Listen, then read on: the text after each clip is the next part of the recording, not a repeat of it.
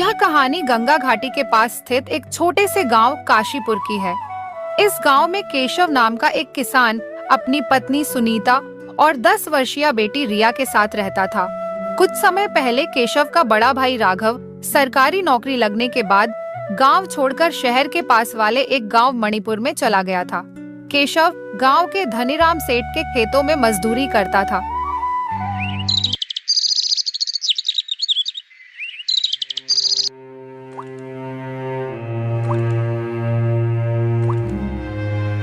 देखिए ना, 2 दिन से लगातार बारिश हो रही है। छत से पानी टपकने लगा है और अब तो सावन का महीना भी आने वाला है। अगले महीने बहुत ज्यादा बारिश होगी। अगर हमने छत की मरम्मत नहीं करवाई तो हमारा घर भी गिर सकता है। सुनीता, तुम चिंता मत करो, मैं जल्द ही हमारे घर की छत को ठीक करवा दूंगा। चलो अब मैं निकलता हूँ, तुम मेरा खाना बांध दो। सुनीता 4 सूखी रोटियां, लाल मिर्च और नमक के साथ खाना बांध कर देती है। केशव खेत में काम करने निकल जाता है। वह दिन भर कड़ी मेहनत से काम करता है। शाम को वह कुछ सब्जी और आटा खरीदकर घर लौटता है। लो सुनीता, मैं सब्जी और आटा ले आया हूँ, जल्दी से खाना बना दो, बहुत जोर की भूख लगी है। सुनीता जल्दी से खाना बनाती है। सब मिलकर सादगी से भोजन करते हैं और दिन भर की थकान के बाद सो जाते हैं।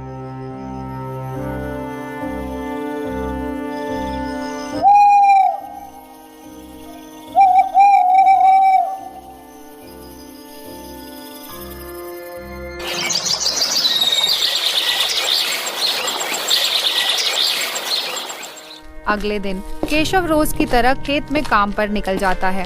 सभी मजदूर खेत में काम कर रहे होते हैं। तभी वहाँ पर धनीराम सेठ आता है और कहता है, अरे जल्दी जल्दी हाथ चलाओ कि तुम सबके हाथा में मेहंदी लगी सही। तनख्वाह लेन में तो सब पहले आ जागे और काम करन की बारी आई तो सारे के सारे डीले पड़ जाओ सही। यह कहकर धनीराम सेठ वहाँ से चला जाता है। सभी मजदूर सुबह से शाम तक मेहनत करते हैं। शाम होते ही सब अपने अपने घर की ओर लौटने लगते हैं। केशव भी घर की ओर ही जा रहा होता है। तभी अचानक काले बादल छा जाते हैं और जोरदार बारिश शुरू हो जाती है। उसे रास्ते में एक पेड़ दिखाई देता है। वह उसके नीचे खड़ा हो जाता है।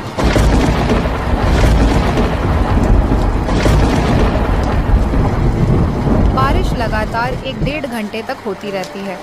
यह बारिश तो रुकने का नाम ही नहीं ले रही। पता नहीं सुनीता और रिया किस हाल में होंगे। पानी का स्तर भी लगातार बढ़ रहा है। यहाँ ज्यादा देर रुकना ठीक नहीं होगा। हे भगवान, मेरे परिवार की रक्षा करना। उसी समय उसका पड़ोसी रघुवीर अपने परिवार के साथ तेज बारिश में भीगता हुआ वहाँ से गुजर रहा होता है। अरे रघुवीर भाई, इतनी तेज बारिश में कहाँ जा रहे हो? केशव भाई, इस मूसलाधार बारिश की वजह से गंगाधर घाटी की नहर टूट गई है। गांव का निचला हिस्सा पूरा डूब चुका है। अगर बारिश ऐसे ही चलती रही तो पूरा गांव डूब जाएगा। सरपंच जी ने गांव खाली करने का ऐलान कर दिया है। यह सुनकर केशव घबरा जाता है और तेजी से अपने घर की ओर दौड़ पड़ता है। जैसे ही वह घर पहुंचता है, देखता है कि उसका मिट्टी का घर पूरी तरह ढह चुका होता है। लेकिन जब उसने अपनी पत्नी सुनीता और बेटी रिया को सही सलामत देखा तो उसकी जान में जान आई। हे भगवान, लाख लाख शुक्र है कि तुम दोनों ठीक हो। ए जी, हमारा सारा घर तो डूब गया। अब हम कहाँ रहेंगे? भाग्यवान, मैं घर को फिर से बना लूंगा। लेकिन अगर आज तुम दोनों को खो देता तो सारी जिंदगी खुद को माफ नहीं कर पाता। चलो अब यहाँ से निकलते हैं। यहाँ ज्यादा देर रुकना ठीक नहीं है।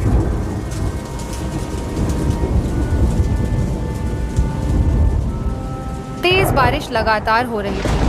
पानी का स्तर बढ़ता ही जा रहा था। पानी उनकी कमर के ऊपर तक पहुंच चुका था। यह बारिश तो रुकने का नाम ही नहीं ले रही। पानी का स्तर भी लगातार बढ़ रहा है। उसे पास ही एक पेड़ दिखाई देता है। वह अपने परिवार को लेकर पेड़ के नीचे खड़ा हो जाता है। गांव के लोग अपनी बैलगाड़ियों, घरेलू सामान और बच्चों को लेकर गांव छोड़ रहे होते हैं। केशव कुछ देर वहीं रुका रहा, लेकिन बारिश रुकने की बजाय और तेज होती गई। पापा, मुझे बहुत ठंड लग रही है। केशव अपनी बेटी और पत्नी की हालत देखता है, लेकिन कुछ कर नहीं पाता। उसे अपनी गरीबी और लाचारी का गहरा एहसास होता है। सुनीता, बारिश लगातार बढ़ती जा रही है। हमारा यहाँ पर ज्यादा देर तक रुकना सही नहीं है।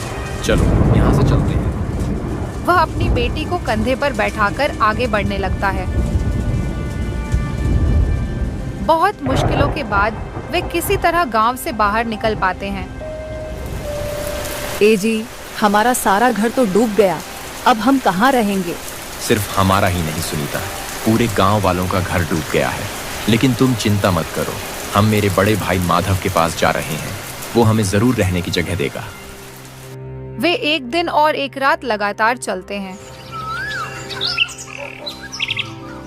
आखिरकार वे मणिपुर नामक गांव में पहुंचते हैं, जहां केशव का भाई माधव रहता था। गांव में प्रवेश करते समय एक बुजुर्ग व्यक्ति उन्हें आवाज लगाता है। अरे बेटा, बहुत थके हुए लग रहे हो, कहाँ से आए हो? काका, हम काशीपुर गांव से आए हैं। ओह बेटा, काशीपुर में तो बहुत बुरी बाढ़ आई थी, तुम सब ठीक तो हो ना?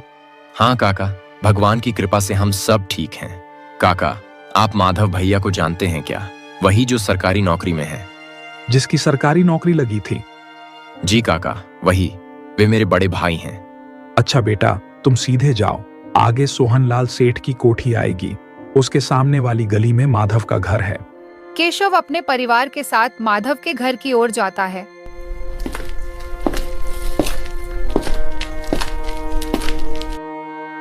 वह घर पहचान कर दरवाजा खटखटाता है।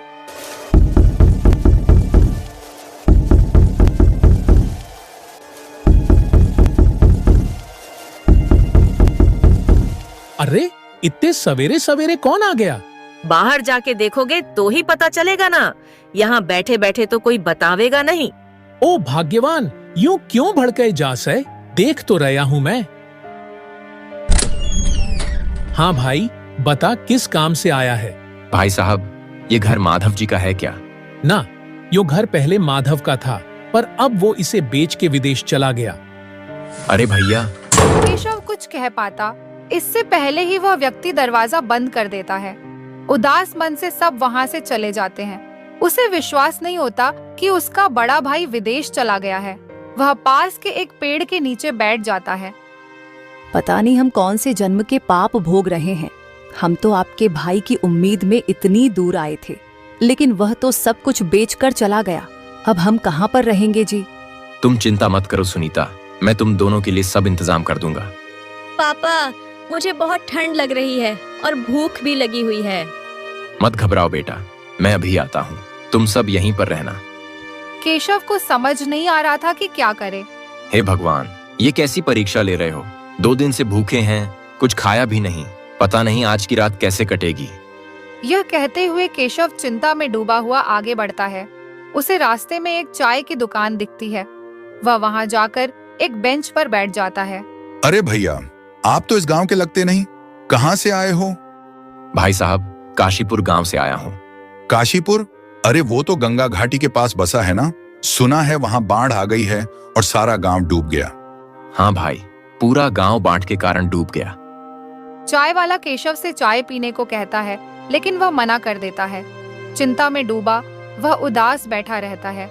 तभी उसे याद आता है कि उसकी माँ ने उसे एक चांदी की पतली सी अंगूठी दी थी, जो अभी भी उसके हाथ में थी। वह उसी अंगूठी को लेकर एक सुनार की दुकान पर जाता है। साहब, ये लो मेरी चांदी की अंगूठी, बताइए कितने की है? ये अंगूठी तो बहुत हल्की है, मैं तुम्हें इसके 600 रुपए दे सकता हूँ। केशव बिना कुछ सोचे समझे 600 रुपये ले लेता है। केशव रिया और सुनीता के लिए कंबल, फल और लकड़ियां लेकर आता है। ये सब कहाँ से लाए? आपके पास इतने पैसे कहाँ से आए जी? मेरे पास माँ की दी हुई एक चांदी की अंगूठी थी, उसे बेच दिया। चलो अब तुम सो जाओ, मैं सुबह तक हमारे लिए रहने का कुछ इंतजाम कर दूंगा। दिन भर की परेशानियों से जूझते हुए वे सब चुपचाप सो जाते हैं, उम्मीद लिए कि शायद अगली सुबह कुछ बेहतर हो। अगली सुबह वे जल्दी उठ जाते हैं। तभी वहां से एक व्यक्ति गुजरता है। केशव उसे आवाज लगाता है। अरे भैया, इस गांव में कहीं कोई धर्मशाला या कोई रहने की जगह है क्या? नहीं भैया, गांव में तो कोई जगह नहीं, लेकिन पास के जंगल में एक ऋषि रहते हैं, वो शायद तुम्हें रहने की जगह दे दें। केशव अपने परिवार को लेकर जंगल की ओर चल पड़ता है। ए जी, ये जंगल में मुझे डर लग रहा है, कहीं हम रास्ता तो नहीं भटक गए। नहीं सुनीता, यही एक रास्ता है। मुझे भरोसा है हम सही दिशा में हैं। कुछ दूर चलने पर उन्हें एक छोटी सी कुटिया दिखाई देता है। उसके बाहर एक अर्शी ध्यान मुद्रा में बैठे होते हैं।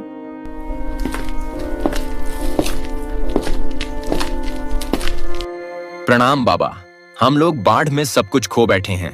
हमारे पास रहने को भी कुछ नहीं है। केशव ऋषि को अपनी पूरी आपबीती सुनाता है। बेटा, तुम्हारे चेहरे पर सच्चाई और ईमानदारी दिखती है। इस कुटिया में ज्यादा नहीं है, पर सिर छुपाने की जगह जरूर है। तुम इसमें रह लो। धन्यवाद बाबा, भगवान आपको लंबी उम्र दे। शाम होते ही तेज हवाएं चलने लगती हैं और मूसलाधार बारिश शुरू हो जाती है। भगवान का लाख लाख शुक्र है कि बाबा ने हमें यहाँ रहने की जगह दे दी। भाग्यवान, आज मैं जंगल से लकड़ियां काटने जा रहा हूँ। उन्हें बेचकर रिया और तुम्हारे लिए कुछ राशन पानी का सामान लाऊंगा। ठीक है जी, लेकिन आज जल्दी आना, रिया ने कल से कुछ भी नहीं खाया है। केशव लकड़ी काटने के लिए जंगल में चला जाता है। वह बहुत मेहनत से काम करता है और लकड़ियां काटता है, फिर उन्हें बाजार में बेचने निकल पड़ता है। हालांकि लकड़ी बहुत कम दाम में बिकती है, लेकिन उसे जो कुछ भी मिला उसी में वह आलू, प्याज और थोड़ा आटा खरीद लेता है। सुनीता, मैं आलू, प्याज और आटा ले आया हूँ। आज हम भूखे नहीं सोएंगे। आपने हमारे लिए इतना कुछ किया, अब जल्दी से हाथ मुंह धो लीजिए, फिर हम सब मिलकर साथ खाना खाएंगे। सुनीता जल्दी से खाना बनाती है। फिर सभी ने सूखी रोटी के साथ उबली हुई सब्जी खाई। पहली बार किसी को कोई शिकायत नहीं थी। हमारे पास भले ही ज्यादा कुछ नहीं है, लेकिन हम सब एक दूसरे के साथ हैं, यही सबसे बड़ी बात है। अब हर दिन ऐसा ही होगा। मैं मेहनत करूंगा और हम सब मिलकर आगे बढ़ेंगे। परिवार के सामने कठिनाइयों का पहाड़ खड़ा था, लेकिन केशव ने हार नहीं मानी। उसका सफर अब लंबा और संघर्ष भरा था। हर सुबह केशव जंगल में लकड़ियां काटने जाता और शाम तक उन्हें बाजार में बेचकर जो कुछ मिलता उससे घर का गुजारा करता। न सुनीता को कोई शिकायत थी, न रिया को। संघर्ष अब उनके जीवन का हिस्सा बन चुका था।